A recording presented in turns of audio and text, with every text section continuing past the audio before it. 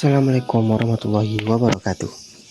Perkenalkan, kami dari kelompok 11 akan mempresentasikan mata kuliah layanan perpustakaan mengenai karakteristik bahan rujukan, laporan dan literatur kelabu.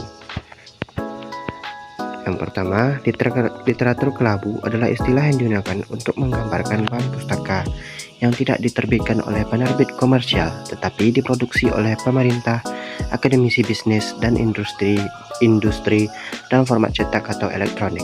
Literatur kelabu memiliki peran penting dalam menyediakan informasi yang terkini, relevan, dan mendalam tentang suatu topik, terutama dalam bidang ilmu pengetahuan dan teknologi.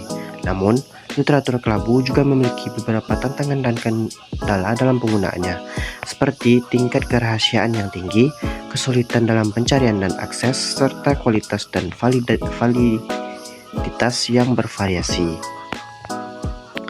Literatur kelabu adalah literatur kelabu gray atau gray literatur, merujuk kepada materi-materi tertulis atau dokumen yang tidak diterbitkan secara formal, yang biasanya terjadi dalam penelitian buku atau jurnal ilmiah. Literatur kelabu seringkali tidak tersedia secara komersial atau tidak ditemukan pada dalam katalog perpustakaan utama dan perpustakaan. Istilah literatur kelabu merujuk pada materi yang tidak secara formal diterbitkan atau tersedia secara komersial seperti laporan, dokumen internal, tesis, dan sejenisnya. Penting untuk memahami bagaimana literatur kelabu dapat dimanfaatkan sebagai sarana komunikasi antar peneliti, penyebar luasan informasi ilmiah, dan penyajian informasi ilmiah yang lebih komprehensif. Lalu selanjutnya, bentuk-bentuk bahan rujukan laporan dan literatur kelabu, yaitu bentuk-bentuknya adalah laporan penelitian, skripsi, tesis, dan disertasi, dokumen-dokumen pemerintah, buletin itu adalah bahan pustaka yang berisi informasi singkat dan ringkas tentang suatu organisasi, lembaga, atau komunitas. Selanjutnya, sumber-sumber literasi kelabu.